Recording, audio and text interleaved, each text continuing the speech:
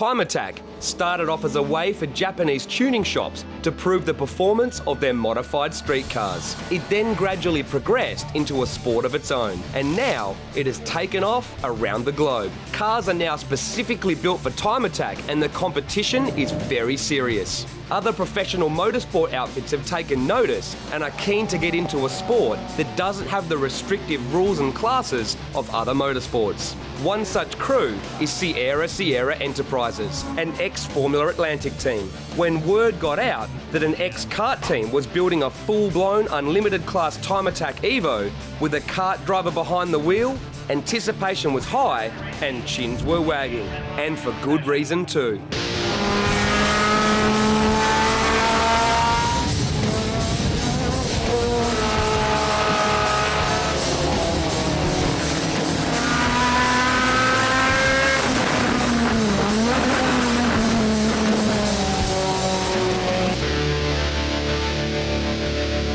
Sierra Sierra used all of their knowledge to build what is arguably one of the most advanced Evos in the world. The car was set to debut at the start of 2009, but didn't make the season opener in time. Instead, debuting at the Willow Springs Redline Time Attack.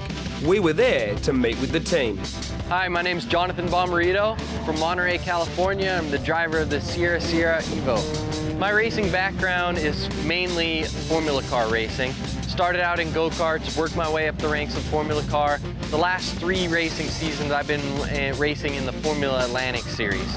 In 2008 I finished 2nd in the championship and starting to do more sports car racing.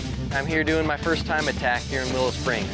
Sierra Sierra Enterprises has been in basically the top Formula car team in North America for, the Formula Atlantic level. I got a test with them in the off season and signed with them to run the 2008 Atlantic Championship. With the the demise of Champ Car, Sierra Sierra opted to not run, but I got a few months there to really develop a relationship with them, and that has evolved into them now over the last year building this Time Attack car, and now I'm here driving it and excited. Looking over the Evo, there is simply too much to talk about. It would take over an hour to list every modification and how it all works. So we'll stick with the important stuff. Inside is pure motorsport, custom carbon fibre dash, custom switchgear and wiring, digital dash reading info from the Cosworth Pectoral ECU, Recaro driver's seat, and Sierra Sierra made 9-point roll cage. Like we said, you could spend a long time looking through this car. Outside, the graphics hide a body that is now almost all carbon fibre. Doors, side skirts, trunk, hood, headlight duct, front bar, rear bar, and the front guards. The aero is also very serious. Check out the front and rear under trays. And the massive rear wing, which is joined straight to the chassis. Lift it up and inside you'll find a very serious fuel system. You can also see that the sway bars are adjustable on the fly from within the cabin. The rest of the suspension is very secret squirrel, but you can be safe in assuming there is no expense spared. Step back and check out the 18 by 10 inch Advan RZ wheels wrapped in Hankook semi-slick tyres. Inside them are monster Brembo brakes. Like we said, a very serious piece of machinery. When you're running a car with this much horsepower, and it's very, very sensitive. So we actually haven't gotten very many laps this weekend. We probably only did about 15 laps total before our Time Attack sessions, and those are only 2 laps apiece. So it's very difficult from the driver's side. There's not hours of practice, and the car physically can't do it.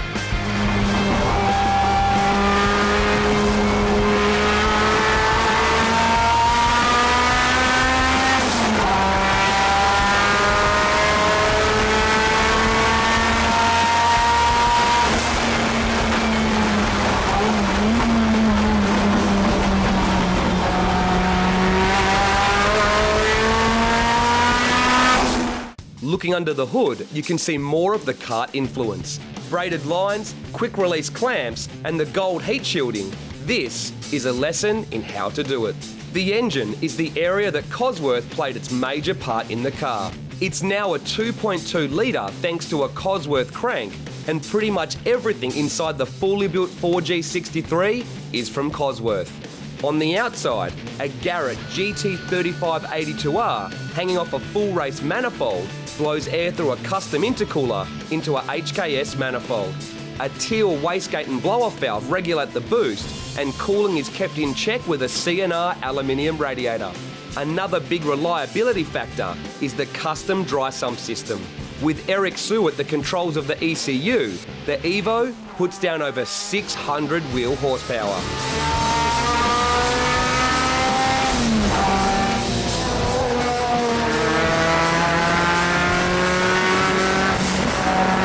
The power is transferred through a tilt and carbon clutch and Quaife gear set to the Quaife diffs and driveshaft shop driveshafts. Normally, most time attack cars require a few shakedowns and test sessions to be competitive. But the Sierra Sierra Enterprises team are one slick outfit, and their first outing at Willow Springs showed the world what they're made of, taking out the D-Sport all-wheel drive unlimited class and setting a new record in the process with a 1 minute 20 454.